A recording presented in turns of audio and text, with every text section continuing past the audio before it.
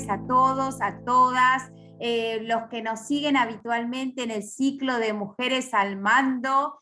Saben que les preguntamos en el chat para nuestras invitadas que nos cuenten desde dónde se están contactando, desde dónde están entrando, para que Florencia, que ahora la voy a presentar en un ratito, pueda saber con quién va a estar conversando, además de con Carlos y conmigo.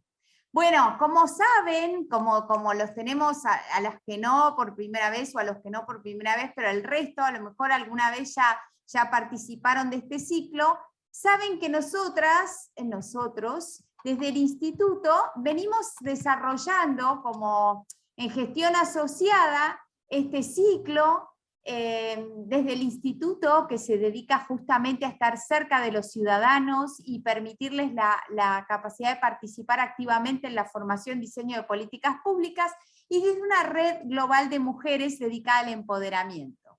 Justamente porque lo que queremos es reforzar el liderazgo de las mujeres y que accedamos en condiciones de igualdad y de equidad a cargos de conducción. ¿Por qué? Porque queremos transformar la realidad, porque si somos más del 50% de la población mundial, se supone que tenemos el derecho de la igualdad para poder transformar la realidad con los sueños, las expectativas, con aquello que consideramos nosotras que hace falta invertir y poner a disposición, porque estamos convencidas que además sin esa capacidad y sin ese aporte, difícilmente vamos a tener sociedades que sean justas, que sean pacíficas, que sean inclusivas, ¿no?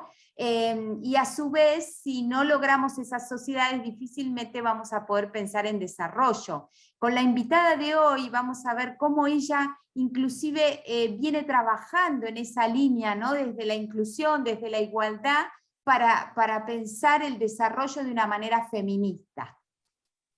Y esto de que el aumento de las mujeres es necesario y es esencial, no lo decimos solo nosotros, los que estamos hoy acá, porque nos pareció, sino que además la Organización para la Cooperación y el Desarrollo Económico dice que en la medida que las mujeres entran en la política y empiezan a ocupar cargos, aparece una mayor confianza en los gobiernos y aparecen mejores índices en cuanto a desigualdad. Sabemos que cuando hablamos de mujeres hablamos de interseccionalidad, entonces hablamos de mujeres, de pueblos originarios. Ella, seguramente Florencia va a contar su experiencia con pueblos afrodescendientes, que ella también trabaja por los derechos de esos colectivos. Y vemos que esto no solo es importante, sino que consolida la democracia, ¿no? Entonces, también abogamos por esa democracia paritaria, ¿no? Y es cierto, Argentina puede dar muestra, y Latinoamérica, los países de Latinoamérica, ustedes saben que hemos tenido diferentes invitadas, todas hemos podido aseverar que cuando las mujeres entran, cambian las agendas, porque nosotras empezamos a poner también en esa agenda política los temas que hacen a nuestra calidad de vida y al de la sociedad. Ahora les pregunto, ¿ustedes creen que en algún momento existió la igualdad? ¿O es solo ahora que no existe igualdad? Cuéntenme en el chat, ¿creen que en algún momento existió la igualdad o no? Vamos. ¿Qué creen? Carlos, ¿vos qué pensás? ¿Existió la igualdad en algún momento? Hay una teoría con respecto a los celtas que eran manejados por mujeres, que la fuerza era de las mujeres, y que después por eso fueron arrasados en Europa. Hay una teoría de esas, ¿eh?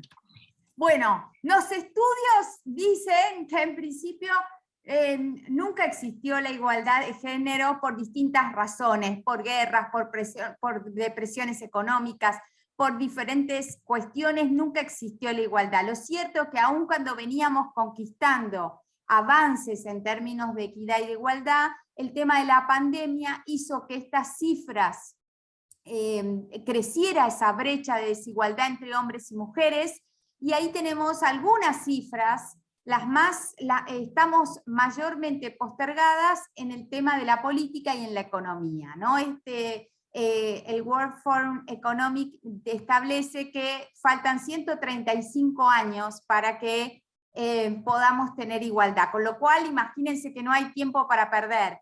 Y América Latina en ese sentido sigue ocupando, con relación a países como Islandia o Holanda, un número muy desigual en la participación de lugares políticos. Seguimos todavía en un 25% de brecha.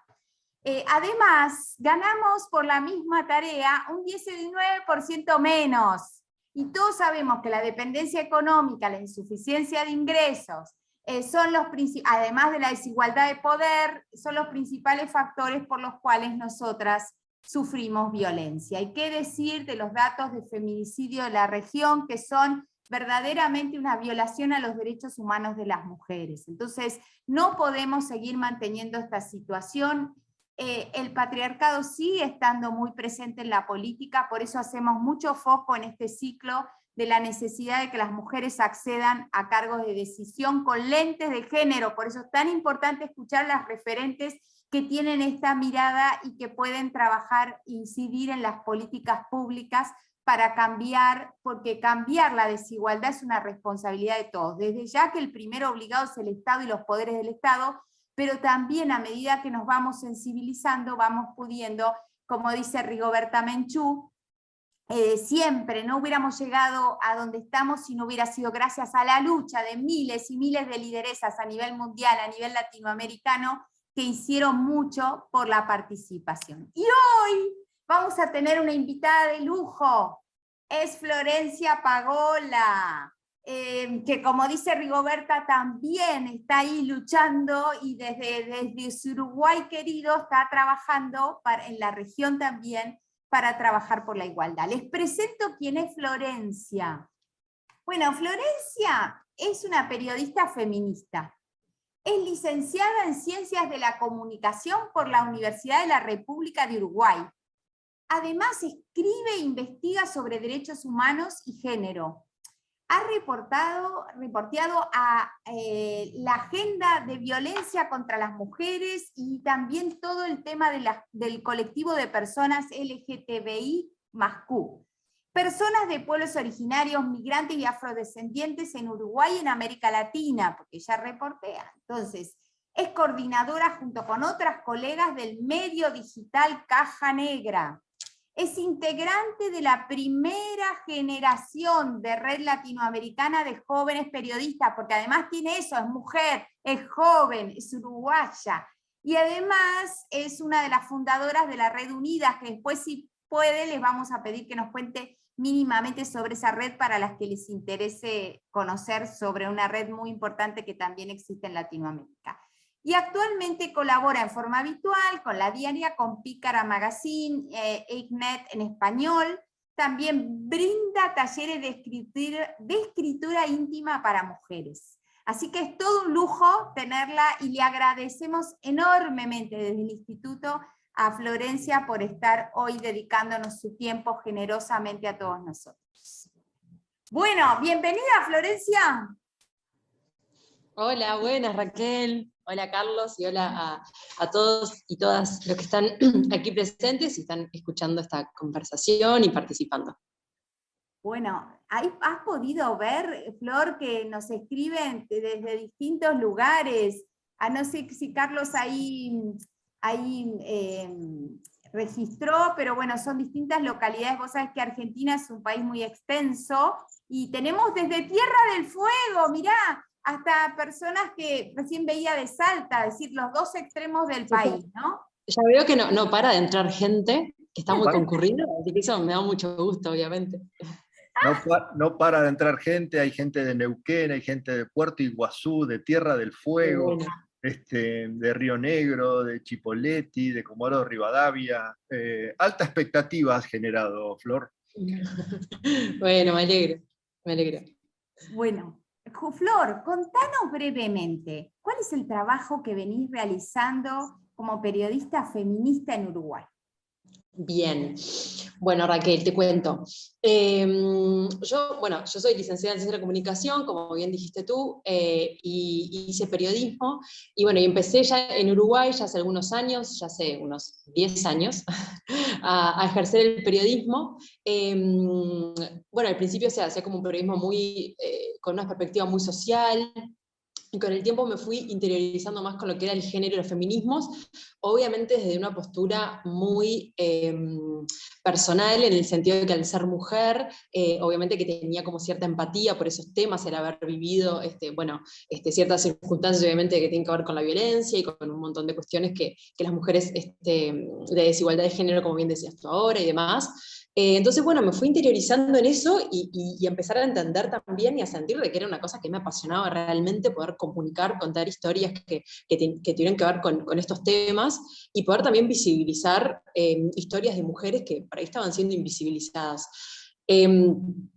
Entonces, bueno, ya hace algunos años, para mí fue como muy importante tener como norte y como objetivo, digamos, ir tras la justicia social, que es lo que siempre trato de poner como horizonte cuando escribo notas, cuando contacto gente, bueno, cuando escribo y publico.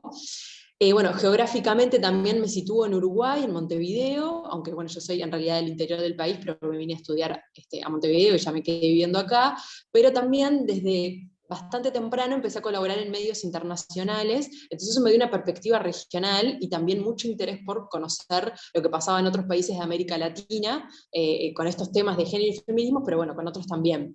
Entonces, bueno, actualmente estoy eso, como colaborando con medios tanto de Uruguay como medios internacionales, entonces, bueno, siempre como la óptica es tratar de ver, bueno, lo que afecta a Uruguay, pero capaz que también afecta a la Argentina y qué puntos de conexión hay, y demás, y es, bueno, es como bastante interesante. Entonces, bueno, nada, un poco como mi trabajo ha sido ese, principalmente siento yo que tengo como una perspectiva tanto social como de derechos humanos, pero bueno, también feminista, por eso me dio este periodista feminista. Y bueno, y eso es todo que si querés podemos ahondar en eso, para que nos autodefinimos, digamos, como periodista feminista, siempre hay todo un debate bastante importante entre esta cuestión de ser activista, ser periodista, como son dos áreas que no se pueden casar nunca, que el periodismo más tradicional como que mantiene toda esa discusión, y que obviamente que nosotros también lo cuestionamos y nos lo preguntamos. Y bueno, siempre ahí hay como todas unas cuestiones, unas tensiones, que si querés después las podemos seguir profundizando, pero bueno, más o menos es eso que contabas y que tengo contando. Es decir, ahí Florencia, para que la audiencia vaya escuchando y vaya anotando la posibilidad de después para tener un ratito de intercambio contigo, vos planteás como que existe el desafío, parecería, de un escalón más en el activismo por parte de las periodistas. ¿Te entendí bien? Decir que para vos no es solo el periodismo, sino además de la mano del activismo, el feminismo, ¿lo asociás al feminismo en ese sentido?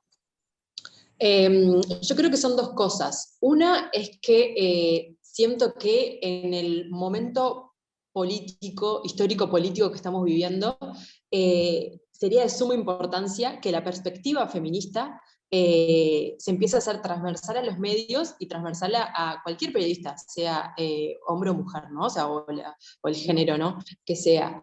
Eso es por un lado. Después por otro hay otra discusión muy grande en la cual el periodismo durante siglos fue siempre con esta cosa de siempre arriba, ¿no? De la objetividad, ¿no? De que el periodista debe ser objetivo y demás. Que entonces, bueno, un poco como que de alguna forma, cuando traemos esto del periodismo feminista, siempre se generan como estas tensiones, porque se empiezan a decir, bueno, pero en realidad el periodismo debe ser objetivo, o sea, no se debe estar como bregando por un núcleo de gente particular y demás.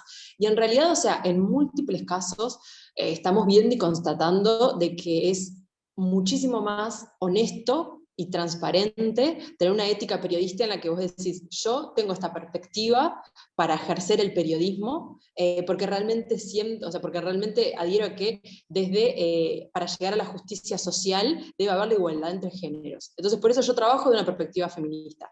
Eso así como lo vemos. Incluso desde mi perspectiva, yo creo que esto que se ha manejado de la objetividad de los medios en realidad termina siendo una gran falacia, porque no existe un medio ni un periodista totalmente objetivo, la objetividad, o sea, es como para mí en estos aspectos no existe. O sea, una vez que vos estás eligiendo un tema, estás eligiendo un título, estás eligiendo las fuentes, ahí ya no estás siendo objetivo. Una vez que sos un medio comercial, es muy difícil que sea subjetivo, ¿no? Siendo un medio comercial con fines de lucro. Entonces, esas como un poco esas tensiones que venimos con alguna forma a mover y ajetrear ahí como para seguir pensando y seguir viendo que sí realmente hay otras formas de ejercer el periodismo, más allá de la que se ha ejercido o se ha dicho ejercer siempre. Perfecto. A ver, Florencia, qué bueno que trajiste esto, porque en el fondo Ya lo me que dio vos calor estos temas. a estos temas. Escucha, vos lo que decís es desmitifiquemos.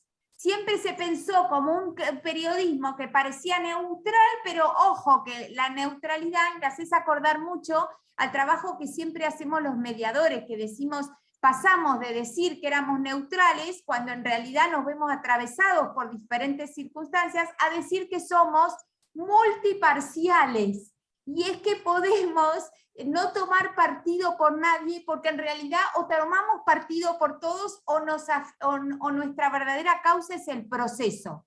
Y entonces en ese sentido ustedes, el verdadero, parecería, corazón tiene que ver con el informar, con el comunicar, con el dar, pero eso no quiere decir que no puedan tener una posición respecto de cómo ven la realidad, ¿no? Y esto, por eso imagino que apuntás a ponernos los anteojos de las lentes verdes y ver la realidad teñida de la discriminación y de la desigualdad. Entonces, bueno, me parece que es a eso a lo que apuntabas. En ese sentido que decís, me parece súper importante porque también es como, siendo mujeres y teniendo una perspectiva feminista, o sea, nunca va a ser los mismos, o sea, la misma perspectiva o la forma de ver el mundo, o la forma de plantear un tema, plantear una historia, conseguirla, buscarla, la forma en la que voy a empatizar con una fuente, nunca va a ser la misma que la de un varón que trabaja en un medio tradicional, ¿no? Por dar un ejemplo. Entonces, estamos obviamente recabando, recolectando, documentando historias que fueron siempre invisibilizadas. Porque, vamos a decir la verdad, o sea, a los varones en los medios tradicionales nunca les importó lo que... O sea, las estadísticas lo dicen, en general las mujeres son representadas en los medios de comunicación como víctimas principalmente, están subrepresentadas tanto como fuentes de las noticias, como incluso también como reporteras, como periodistas, y mucho más en los espacios de liderazgo, en las redacciones de América Latina, calculo que del mundo, pero bueno, tengo como más claro de América Latina. Entonces, bueno, hay una desigualdad muy clara. Me parece que el periodismo ha tenido como el oficio histórico de documentar la realidad, y claramente hay una realidad que no está siendo documentada, o está siendo documentada de una forma muy parcial a nuestra forma de ver. Entonces, bueno, va por ahí un poco va esto del periodismo feminista también para mí. Importante esto de, hay una parte de la realidad que no ha sido visibilizada o que ha sido visibilizada de una manera casi, diríamos, inexistente en términos de que justamente, ¿no? Fíjense cómo en los últimos años empieza a aparecer más que las mujeres estuvimos siempre, que aportamos siempre, que en todo caso fuimos tuteladas históricamente, ¿no? Entonces está bueno esto que dice Florencia respecto de la subrepresentación. Bueno, y contanos en esa línea, que hay mucho por seguir descubriendo a través de lo que acabas de plantear, pero en términos de subrepresentación, ¿cómo es la situación de las mujeres en tu país, en Uruguay, Florencia, en términos de participación, de acceso a cargos de decisión? ¿Qué nos puedes contar de la situación de Uruguay? Bien, bueno, por ahí el tema que tenemos en Uruguay, que es un país como bastante de avanzada en cuanto a leyes de derechos sociales y derechos humanos, algunas, bueno, esta cuestión de que ya tuvimos como bastante temprano, como en términos regionales, la ley de matrimonio igualitario, la ley del aborto, el acceso al aborto también, desde el 2012. Desde muy temprano se empezó a hablar también del tema de la paridad en los cargos en la política. También, bueno, las mujeres votaron bastante temprano en términos igualitarios, ¿no? O sea, en el contexto regional, bastante temprano empezaron a votar también, no me acuerdo la fecha, pero fue bastante temprano comparado con otros países. Pero bueno, obviamente, y un poco esto va relacionado con lo que empezaste con esta charla, ¿no? El tema de la igualdad de género, obviamente que todavía falta un camino impresionante, y aparte es como, siempre es como, yo para mí hablo como del no quiero, bueno, voy a usar la palabra patriarcal, creo que de alguna forma nos entendemos con esto, o este sistema como machista, ¿no? Creo que de alguna forma siempre es como muy, se maneja como forma muy perversa, ¿no? Porque siempre uno cree que está como avanzando y está logrando ciertas...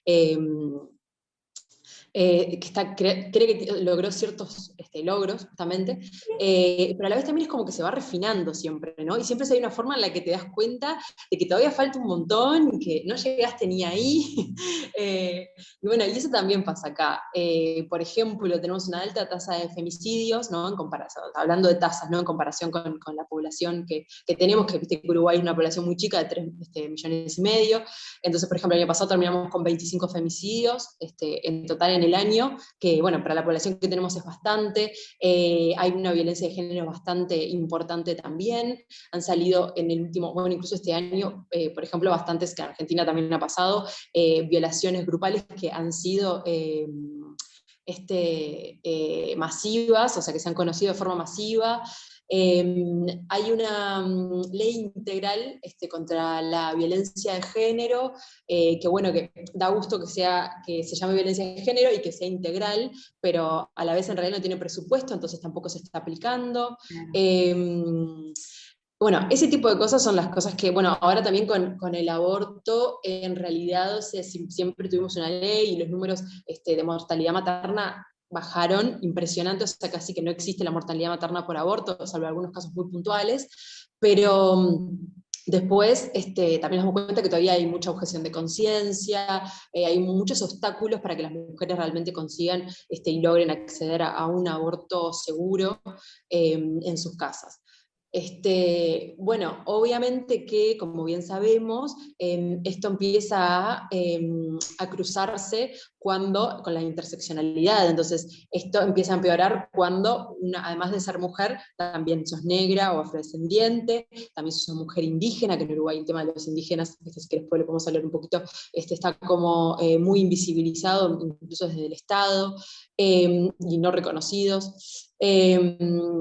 Entonces, y bueno, también depende de la religión, de la edad, hay un montón de factores que empiezan a hacer de que todavía tengas más obstáculos y estés más lejos de una igualdad, o que también sufras más injusticias por ser mujer. Entonces, bueno, eso es un poco así como el panorama muy general, que bueno, por ahí capaz que se puede decir, bueno, están mejor que en otros países de la región y demás, pero bueno, todavía falta un montón. No, y además es cierto, Flor, que si ustedes en la implementación de la ley integral para erradicar, para prevenir, sancionar y erradicar la violencia de género, no tienen presupuesto, es cierto que es una falencia importante. La verdad que más allá de los colores políticos en Argentina, la ley 26.482 ha sido una ley que ha tenido presupuesto, y la verdad que en ese sentido, claro, es real que la política pública sin presupuesto no es política pública. Entonces está bueno ir viendo dónde las fallas del sistema, ¿no? Podemos tener mejor marco normativo, todos los países podemos tener mejor marco normativo, pero si después cero presupuesto, eso no cambia la vida de las mujeres, ¿no? Bueno, perdón que te corte, eso pasa mucho en que esto se celebra de que salió una nueva ley, ¿no? O sea, o tenemos tal ley y demás, y después, claro, de alguna forma, y esto con la perversión que te digo yo, ¿no? que maneja el patriarcado, porque es como, bueno, te doy un logro, pero después no le doy presupuesto, ¿no? Entonces, es lo mismo que no tener ley, sin presupuesto. Nada, funciona así. Exactamente. Vos sabés que está bueno, mientras nosotras vamos hablando, todos sabemos, todos somos fruto de una estructura muy patriarcal, porque hemos sido socializados así. Yo siempre digo que la pelea no es contra el varón como sujeto, sino contra un sistema, ¿no? Digo, con un sistema, con procedimientos, con mecanismos, con formas, esto que decía recién, las sutilezas, porque a veces hemos tenido muchos varones que han sido aliados, y tenemos muchos varones aliados. Digo, recién aparece, por ejemplo, en el chat que Juan dice, ojo con los términos, porque a veces nosotras mismas decimos, ay, el varón me ayuda, y en realidad el varón ayuda como tiene que ayudar, porque en realidad son derechos y obligaciones de ambos, ¿no? Entonces, bueno, a medida que las generaciones van cambiando, va apareciendo cada vez más esta conciencia de los prejuicios, de los estereotipos, de las normas y roles de género, y nos vamos como sensibilizando cada vez más hacia el logro de la igualdad. Digo esto porque a veces yo siempre digo que para mí no hay que entrar en las peleas o en las discusiones que terminan siendo o todo o nada, porque ahí nadie gana. Digo, me parece que es fruto de la comprensión, de la reflexión, del diálogo, y de ir desmistificando y clarificando y poniendo luz, es que empezamos a ser conscientes y trabajamos efectivamente por la transformación, ¿no? Entonces está bueno, yo siempre digo que a mí me pasó que yo durante años no me daba cuenta que sostenía una cultura muy machista, y cuando tomé conciencia empecé a ver cómo reformulaba. Entonces no me siento culpable de lo anterior, sí me siento responsable de lo que pude hacer a partir de que tomé conciencia. Entonces, claro, digo esto porque es importante, ¿no? A veces cómo usamos el lenguaje y la palabra construye realidad. Entonces también ser cuidadosos con el término. Sí. Flor, y ahí en ese sentido, vos planteás entonces que ¿de qué forma, estábamos hablando, incide el periodismo o lo que vos hacés, la práctica tuya del activismo y del periodismo feminista en el diseño o en la formulación de políticas? ¿Cómo crees que a través de lo que vos y otras periodistas, el trabajo en red, pueden ayudar a transversalizar esa perspectiva de género? ¿Cómo crees, o casos que nos puedas contar en donde ustedes trabajen para transversalizar esa perspectiva de género? Bien, yo creo que ustedes en Argentina tienen el caso emblemático a nivel regional y mundial, que es la lucha por el aborto, que fue una gran ganancia, que fue una lucha de muchos años, también justamente con periodistas feministas poniendo en agenda el tema, no dejándolo ir y saliendo a la calle, visibilizándolo, donde un montón de mujeres empezaron también a empatizar con esto y empezaron a entender que era una lucha colectiva, que eso es lo más importante. Entonces me parece que ahí es uno de los casos emblemáticos que han habido.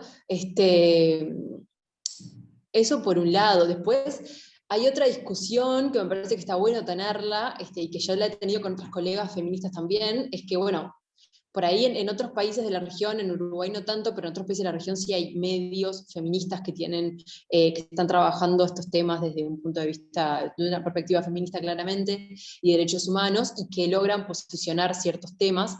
Pero claro, todavía algunas sentimos que todavía estos temas los estamos trayendo, los estamos visibilizando, pero todavía de una forma muy periférica, ¿no? O sea, porque en general el compromiso de los medios tradicionales por implementar la perspectiva de género y por tratar estos temas, todavía falta un montón, a pesar de que hay unos medios que tienen, por ejemplo, editoras de género y demás, pero sabemos que, bueno, es una lucha muy, muy grande que dan esas compañeras adentro de estas corporaciones, digamos, y que, bueno, y que no siempre son tenidas en cuenta. Entonces eso, por ahí a veces lo que nos pasa es eso, que sentimos que lo estamos haciendo de forma muy marginal y que realmente no está haciendo como de forma masiva. Yo creo que realmente el gran impacto va a ser cuando logremos que realmente, o sea, de forma transversal se empiece a tener una perspectiva feminista y de derechos humanos en los medios de comunicación. Creo que ahí es donde va a ser el quiebre real, y un cambio más profundo como en esta cuestión, porque de alguna forma, y por eso también yo agradecía mucho, y lo hablamos esto antes de esta charla, esta invitación, esto de poder hablar con gente que por ahí una no está, no es la gente con la que siempre está hablando, no es la forma en la que la gente con la que adhieren sus pensamientos, en sus formas, en su ética y en la política que ejerce tanto en el periodismo como en la vida. Entonces, bueno, es interesante poder salir también y poder tener otro tipo de discusiones y conversaciones desde otros lugares, generar otros diálogos, porque bueno, eso, es importante también poder hablar de estos temas entre todos y todas. Está bueno, Flor, porque mira, todos no vamos a pensar igual. Todos evidentemente no vamos a pensar igual. Al revés, creo que el gran desafío es cómo desde la diversidad podemos, sin embargo, construir algunas ideas fuertes de las cuales poder diseñar política pública que sea inclusiva, ¿no? Entonces me parece que cuando vos hablabas yo, por ejemplo, para mí una política emblemática en la Argentina ha sido el Ni Una Menos. Digo que el Ni Una Menos tuvo que ver con una movilización que empiezan las periodistas en Argentina a decir no queremos una mujer más muerta por violencia de género. Y se extiende a toda Latinoamérica, ¿no? Y tiene que ver con eso. Seguramente, tal vez, digo, en un país como Argentina, que a lo mejor nosotras por ahora, gracias a Dios, no tenemos muertes de mujeres defensoras de derechos humanos como otros países que habitualmente tienen defensoras humanas muertas todos los días por defender causas ambientales, por defender causas anticorrupción, por defender los derechos de la niñez. Entonces digo, la verdad que si nosotros, nuestros países, están libres de esa situación en términos, diríamos, de que no sea una práctica habitual, ayudemos a otros, ¿no? Pongamos estos temas en discusión, pongámoslos en la agenda, veamos cómo logramos cierto consenso más allá de que pensemos diferentes, y hay cosas en las que seguramente a lo mejor no vamos a estar de acuerdo, pero aunque no estemos de acuerdo podemos generar ciertos marcos de diálogo, ¿no? De respeto, de inclusión. Estoy muy de acuerdo en esto, Raquel, y también agregaría que yo creo que más allá de las diferencias, me parece que hay algo muy importante, es poder tener una perspectiva de justicia social y de derechos humanos, que entender que los derechos de uno no tienen que pasar por arriba de los derechos de otros. Es tan básico como eso, es respetar las diferencias, pero también entender que, por ejemplo, los femicidios son una violación a los derechos humanos de las mujeres y de la sociedad toda, porque mientras no haya mujeres libres, no va a haber una sociedad justa y libre, o sea, es tan básico como eso. Entonces, nada, me parece que está bueno que podamos pararnos desde ahí a construir los diálogos más allá de las diferencias. Es que hoy está bueno, Flor, porque la verdad es que todo es un cuestionamiento. Yo digo, los que trabajamos a lo mejor con la Convención Internacional de los Derechos del Niño, ves cómo hoy el niño está tratado como un sujeto de derecho y que antes era objeto también del tutelaje. Entonces digo, vamos evolucionando todos y a veces requiere otra vez el tiempo de comprensión, de adaptación, pero como bien vos decís, desde el enfoque de los derechos humanos. Si hay algo en lo que no vamos a discutir es desde dónde vamos a mirar y abordar las temáticas, ¿no? Que el respeto de uno no puede pasar por encima del derecho de otro. Eso es a veces lo más difícil de comprender y de iluminar. Bueno, ahí yo quiero hacer una consulta. Dale, qué bueno. Muchas veces, digamos, lo que se plantea desde el discurso, digamos, está mal utilizado en este momento esa la palabra discurso, sino desde la argumentación feminista, es la igualdad. ¿Y qué similitud o qué diferenciación hay entre la igualdad y la equidad? En donde no, al menos en mi concepción, que la equidad, digamos, permite que no se favorezca a uno por encima del otro. Flor, ¿querés contestar vos? Si no, después contesto yo, pero dale, ¿querés?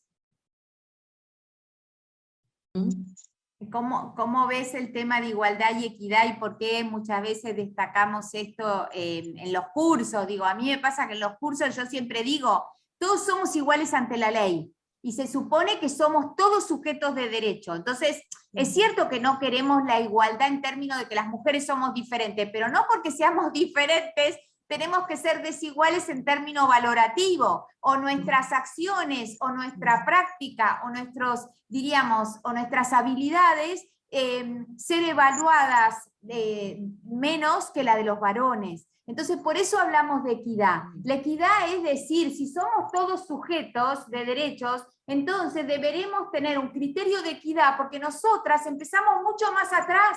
Cuando declararon la Revolución Francesa eran todos ciudadanos, menos las mujeres, menos los presos y los niños. Entonces, como nosotras empezamos mucho después, no se puede considerar que somos iguales en términos de acceso, sí de reconocimiento de derecho, pero de acceso hay una desigualdad. Entonces necesitamos emparejar esa situación, necesitamos recurrir a procedimientos que nos coloquen efectivamente en condiciones para poder gozar de nuestros derechos de la misma manera. Entonces creo que ahí es el foco puesto no solo en la igualdad de derechos, sino en la equidad para el goce y para el uso y el disfrute de los derechos. Sí, sí, sí, Raquel, en ese sentido estoy súper de acuerdo con lo que decís. Creo que está bueno hablar de ambos términos, de igualdad y de equidad. Me parece que hay algo muy importante a entender, es que este mundo occidental, tal cual lo estamos conociendo, fue creado a medida del hombre. Es así. O sea, y es así tal cual lo dices tú, que nosotros la venimos remando de atrás desde hace mucho tiempo. Cuando hablamos de igualdad, cuando hablamos de equidad, en ningún momento, y yo creo que hay como un pánico generalizado a creer de que las mujeres estamos intentando sobreponernos a los derechos de los varones, o bueno, ni que hablar de que odiamos a los varones y que son lo peor que hay, como un discurso muy generalizado, ese mucho miedo de quitar sus espacios de poder. Los varones están muy acostumbrados a los espacios de poder que siempre sostuvieron, y en realidad no tienen absolutamente nada que ver con eso, y esto lo digo en cada lugar en el que estoy, en cada lugar al que voy a ir por siempre, que no tiene absolutamente nada que ver la lucha feminista con quitarle derechos a los varones. Lo importante es que reconozcan los privilegios que han tenido y que puedan reconocer de que realmente nosotros no estamos al mismo nivel desde un punto de vista social, jurídico, médico, en todos los ámbitos de la vida social, en todos. Esa es la lucha. Yo creo que hay mucho miedo de eso, de la pérdida de espacios de poder, realmente. Y me parece que, bueno, o sea, que nosotras venimos haciendo, las mujeres en general, no todas, de cada una con sus procesos, pero hay como una lucha colectiva muy fuerte por eso. O sea, el feminismo es eso, o sea, lo primero es entender tus machismos propios, y eso te lleva toda la vida. Por más feminista que seas, eso te lleva toda la vida, a todas nos lleva toda la vida. Yo me sigo encontrando y reencontrándome con machismos míos propios que nada, están ahí, y es como, y bueno, y saber que eso no está bueno y que no está bien, y es seguir adelante, ¿no? Y tratar de trabajarlo de alguna forma y demás. Ese trabajo colectivo, individual, hay muchas mujeres que hace mucho rato ya lo empezamos a hacer. Nosotros, claro, lo que vemos ahora es que algunos varones, como decías tú, esta cosa del aliado, que a veces es como una palabra un poco compleja en algunos ámbitos, pero bueno, se entiende bien. Algunos varones sí lo están entendiendo, pero realmente vemos que la mayoría no lo está entendiendo, realmente, y es lógico, o sea, porque eso, están viendo que el lugar de comodidad en el que ellos estuvieron siempre está empezando a tambalear. Y hay un montón de cosas que dieron por hechas y naturalizaron que las estamos viniendo a cuestionar, y entonces ya no se sienten tan cómodos, y con esto de tener que repensarme, que, o sea, no es algo que los varones estén acostumbrados a hacer, nunca lo estuvieron. Entonces es una cosa como bastante compleja, y hay mucha confusión, o sea, me parece que entre todos es bastante natural todo lo que está pasando. Ahora, el tema de cuidar el tema del odio, la violencia, estamos en una época de mucha confusión, están cambiando muchos parámetros de la moral y de la ética social, estamos tratando de introducir otros conceptos en el que nos lleven a una igualdad y una equidad de los géneros y de la diversidad también de géneros. Entonces, nada, hay que tener bastante paciencia y respetar, ¿no?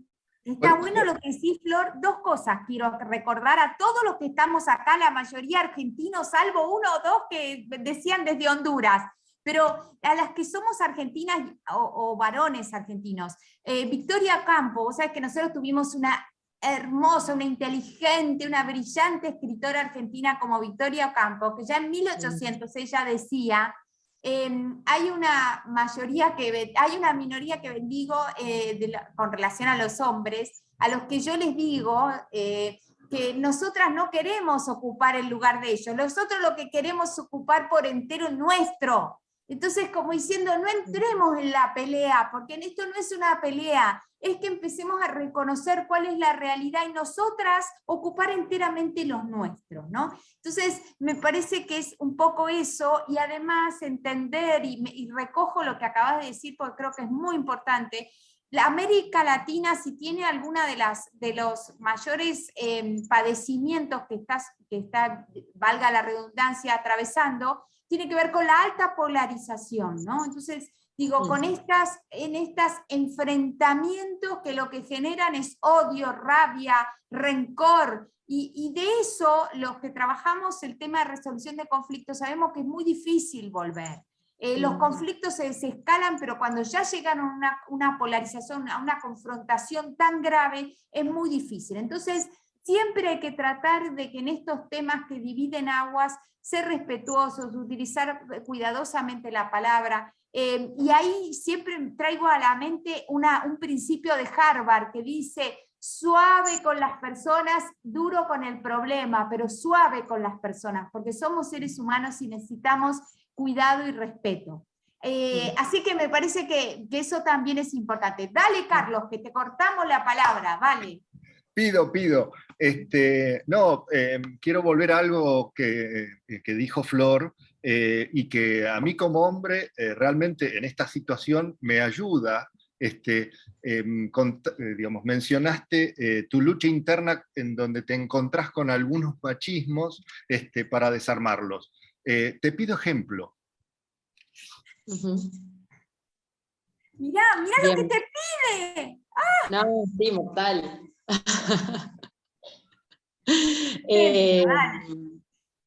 A ver, complicada esa pregunta. Lo primero, que igual antes ya voy con lo de Carlos, no le estoy escapando, pero me gustaría que me quede con lo que tú decías, Raquel, en esto de que no queremos los espacios de poder de los hombres, sino yo iría más, en realidad no es que nosotros no nos queremos crear nuestros propios espacios, con nuestras propias potencialidades, pero también romper esos espacios de poder, porque realmente nada, para construir un mundo diferente hay cosas que nos damos cuenta ya hace rato, obviamente que esos son procesos muy largos y que llevan mucho, ¿no? Pero nada, eso me parece como algo importante a tener en cuenta. Y bueno, y después con eso, en realidad, por ejemplo, una de las cosas así que yo pondría como primera, porque se me viene así como primera en la mente, es, por ejemplo, la amistad entre mujeres. Creo que las mujeres siempre fuimos educadas para competir entre nosotras. Sí, los hombres para tener camaradería entre ellos. Pero las mujeres, o sea, no es que los hombres no compiten entre ellos, ¿no? Pero sí está esa cosa más como corporativista, del club de Toby, que las mujeres no entran, del barra brava de fútbol, o sea, como esa cosa más de protegerme, ¿no? Entre los varones, esa. Y las mujeres siempre fuimos muy de competir con la otra, ¿no? En esa cosa de competir por el varón, y eso se traslada a todas las áreas de nuestras vidas. Entonces creo, para mí, parte de mi militancia de vida y feminista es, por ejemplo, generar vínculos sanos de amistad con mujeres. Y eso es algo que hasta el día de hoy me cuesta un montón, y me cuesta mucho también en mi profesión, porque también la profesión de periodista es muy machista, es muy individualista. Entonces, romper con esas lógicas y generar formas más colectivas de trabajo, formas en que las mujeres podamos colaborar y no estemos todo el tiempo compitiendo, es sumamente difícil, y es para nada un terreno que yo creo que tenga ganado, para nada, sino que es una constante de intentar y de reintentar. Bueno, que esto capaz que viene a colación un poco con lo que me decías que en algún momento querías preguntarme de las redes de mujeres, que para mí son re importantes, pero bueno, ya vamos a eso. Por lo pronto esto, o sea, me parece como súper importante poder tener diálogo, poder, o sea, intentar no estar todo el tiempo compitiendo entre nosotras, sí tendernos más una mano, sí apoyarnos más. Y bueno, y para mí la amistad entre mujeres es un acto político que lo asumo como tal y que intento cultivarlo y llevarlo adelante. Eso es un ejemplo, me parece. No estoy satisfecho con la respuesta, porque mi argumentación es que muchas veces en los grupos de varones, de chicos, digamos, como teoría, digo de que cuando se plantea una dificultad o algo, generalmente lo ves en los chicos. El tema se resuelve cuando tiras una pelota en el medio, que inmediatamente arrancamos a jugar con la pelota y sale. En donde mi teorización es que deja de estar presente, de dominar el centro consciente y pasa a movilizarnos el centro físico. En cambio, desde ahí sí, tal vez desde un lugar totalmente machista, en algunas, ojo, que soy padre de hijos y de hijas, entonces también desde ahí me baso desde un prejuicio de argumentativo, en donde en reuniones de chicas he visto que se genera una discusión y la discusión no para.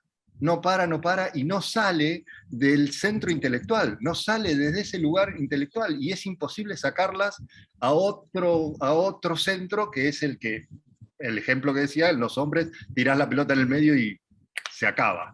¿Qué estás queriendo decir? ¿Que son muy lineales? No, ¿Son tan lineales?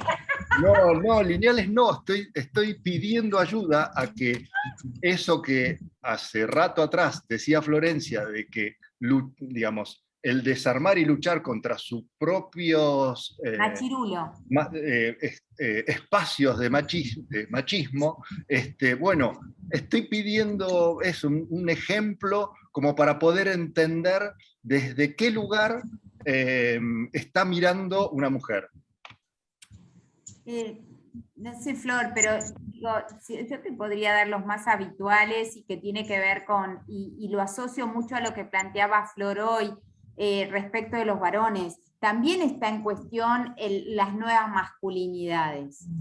Uno a veces se da cuenta que uno tiene un discurso muy progre o muy feminista, pero a lo mejor sigue pidiendo a los varones prácticas que están asociadas al patriarcado. Entonces, por eso digo, a veces todos decimos, hoy los varones nos acompañan y vamos todos juntos al supermercado, pero después yo siempre les pregunto a las más jóvenes que me dicen, Raquel, eso del patriarcado, eso de la desigualdad de la época tuya, la época nuestra no. Y yo digo, qué bien, cuéntenme. ¿Por qué no? ¿Por qué no? Hoy cambiamos pañales, hoy vamos a comprar juntas. Entonces yo les pregunto, bueno, chicas, díganme, ¿cuántas de ustedes presiden comisiones de presupuesto? ¿Cuántas de ustedes acceden a financiamiento?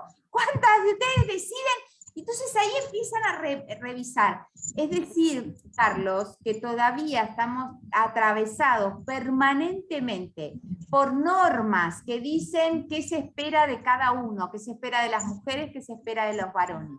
Por procedimientos donde muchas veces colocamos al varón en esta lógica de ser, como vos decís, más deportivo, más atrevido, más extrovertido, y a lo mejor vemos una chica mucho más extrovertida, más desinhibida, qué sé yo, y los prejuicios aparecen permanentemente. Entonces, creo que Florencia apelaba a eso, a que más de una vez nos encontramos todos y cada uno de nosotros sosteniendo una estructura que divide sexualmente el trabajo, que nos atraviesa con prejuicios y con estereotipos. Los otros días veía la publicidad de un supermercado, era el día del niño y estaba con la letra C, y mientras para él era campeón, para ella era cocinera.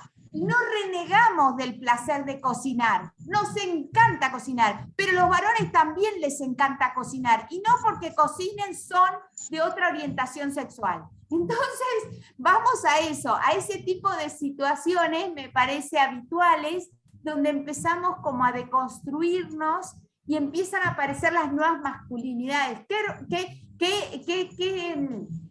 sensual un varón chef, pero fíjense que se le dice chef y no cocinero.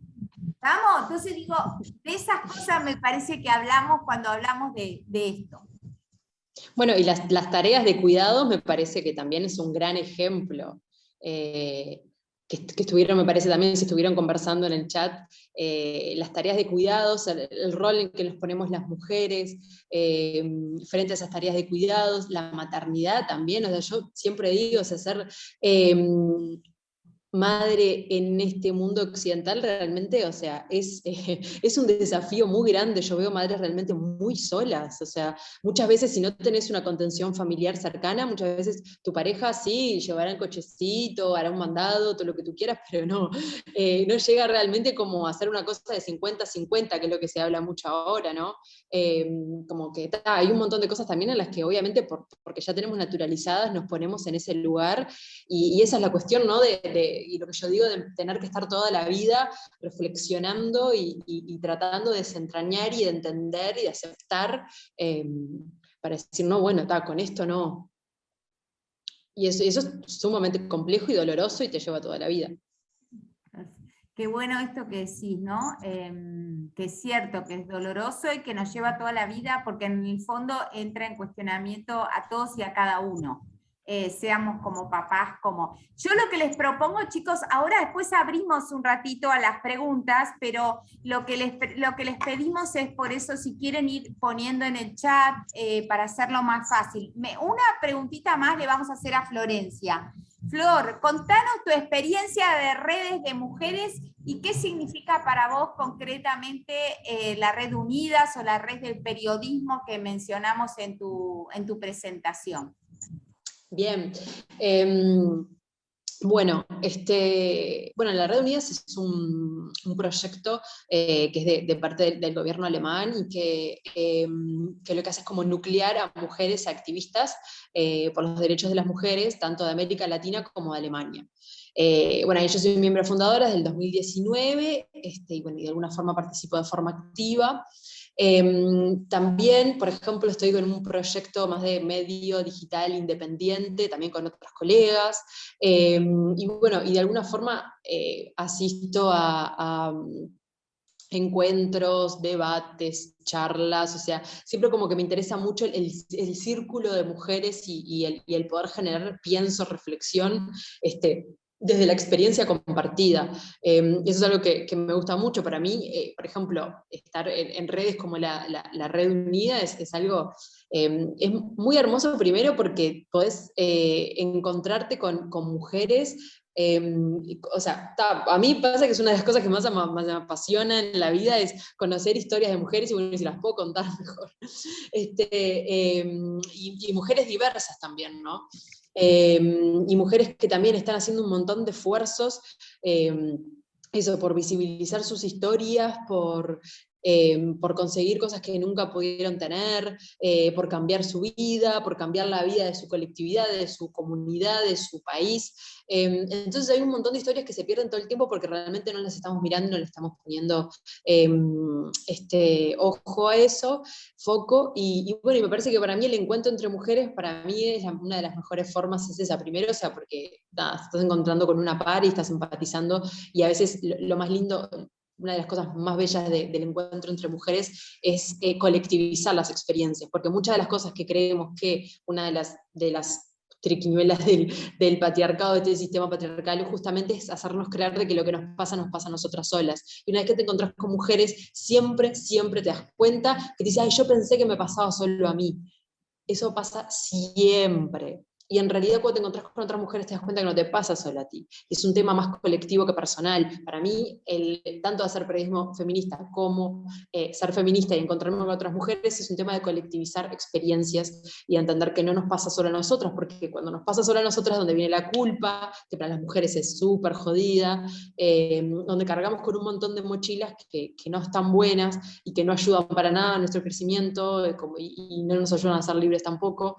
Entonces, bueno, para mí un poco es eso, y me parece también interesante el encuentro de mujeres como forma de visibilizar no solo las experiencias compartidas, sino las luchas, las historias que están siendo contadas, de poder darle realmente como una relevancia, y al ser redes internacionales de poder llevarlas a otro nivel internacional, que no queden solo como en comunidades y demás. Más o menos me parece que va por ahí el planteo. Ay, mira, sí, es que es eso, y vamos como, en el chat va apareciendo, siguen habiendo preguntas como, ¿qué es feminista, qué es ser feminista para vos? Ahí Alejandra dice que es adjunta de un sindicato a nivel nacional, que es la primera, vamos, se van rompiendo algunos techos de cristal. Me encanta esto que dice Brenda, que recomienda una película que tiene que ver con cómo aprender a deconstruirnos. No es fácil, es lo que dijo Florencia, es costoso, es doloroso, nos puede llevar toda la vida. Ahí quieren preguntarte sobre talleres de escritura. ¿Qué te, eso, bien, Marta, estas talleres, ¿qué te inspira a vos?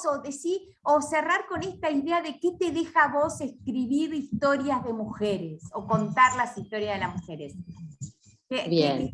¿Cuál es tu experiencia? Bueno, yo lo primero que es lo que traía hoy, que siento que tiene que ver con esto que también retomaba ahora de la colectividad, del colectivizar experiencias, ¿no? Porque lo primero que hacemos, creo yo, desde el feminismo y desde el periodismo feminista es desnaturalizar vivencias, prácticas.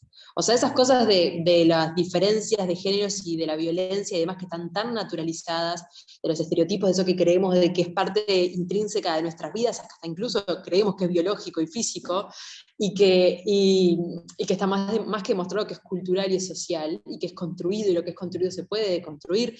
Es doloroso y lleva muchos años, pero se puede. Entonces lo que hacemos es un poco desnaturalizar eso y evidenciar eso, y a su vez compartir las experiencias. Entonces creo que cuando una muestra o cuenta historias de mujeres, historias de violencias, historias de mujeres que han logrado ciertas cosas que pensaron que iba a ser imposible lograrlas, como que ahí entra ahí todo como un entramado de una potencia muy fuerte en el que es como súper importante, y a mí me llena de alegría cuando, por ejemplo, yo publico una nota y viene alguien y me dice, ¿sabés que leí tu nota y me quedé pensando y me llevó a pensar en tal cosa? Cuando una persona me dice, me quedé pensando, para mí es como, lo logré. O sea, porque poder generar una grieta, aunque sea mínima de pensamiento, poder generar algo como, ay, esto también me pasa, claro, no, pero a esta persona que está contando esta historia también le pasó, y entonces capaz que si le pasa a varias personas, o sea, no estoy sola en el mundo, ¿no? O sea, eso es como algo muy importante también. Y poder ver que si hay otras mujeres que pudieron hacer y llegar a ciertos lugares y hacer ciertas cosas, quien lo está leyendo también puede también llegar a ciertos lugares que desea, y que por ahí los ve como imposibles. Bueno, un poco eso, después de los talleres de escritura, o sea, a mí me gusta mucho y soy muy fan de la literatura íntima, principalmente escrita por mujeres, y entonces, bueno, como que todo el tiempo estoy recabando, por ejemplo, en este momento estoy preparando un taller de escritura y menstruación, que me parece que el menstruar, una práctica tan cotidiana para las mujeres, está sumamente invisibilizada en la literatura escrita por mujeres. Entonces estoy como, bueno, recabando a ver qué experiencias encuentro, cómo las mujeres escritoras más conocidas y las menos conocidas han relatado la vivencia de menstruar en sus textos, y bueno, y la idea es como colectivizar esos textos y empezar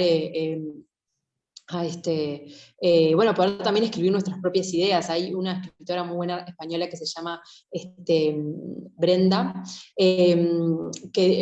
perdón, se me entreveré con otra, Rosa Montero, muy famosa, que dice que si los hombres menstruaran, la literatura universal estaría llena de metáforas sobre la sangre. Entonces, bueno, es un poco eso, ¿no? También como poder colocar nuestras propias metáforas de la sangre en la literatura universal, literatura en general.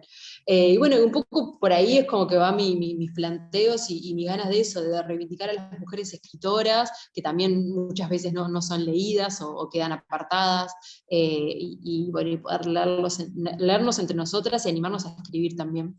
Ahí te Así que ponen que bueno. Rosa Montero, una genia, también Murakami, en una de sus obras, si no la entiendes sin que te lo explique, no lo entenderás por más que yo te lo explique. Me parece que tal vez ahí, como para cerrar, y que a lo mejor, porque vuelven a preguntar, ¿cuál es tu visión de cómo te definís, desde qué lugar te definís feminista? Entonces, si tenés ganas de cerrar con un poco con ese posicionamiento tuyo, me parece que que sería bueno como cerrarlo.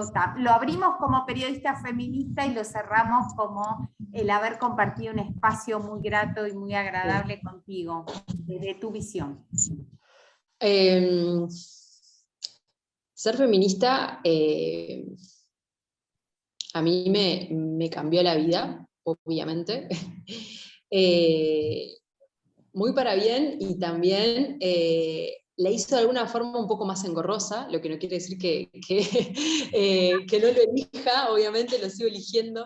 Pero claro, o sea, el hecho de cuestionarte muchas más cosas, de ya hay ciertas prácticas como muy machistas que no permitís en tu vida, el hecho de siempre como de reverte, de repensarte, de encontrar tus propios machismos, eso me ayuda mucho eso, ¿no? Tipo a conectar con otras mujeres y a lo que decía hoy, ¿no? Desnaturalizar prácticas, actitudes, formas de ser ante la vida que nada, que son muy machistas y que no, con las cuales me he dado cuenta que no me hacían bien y con las que no concordaba.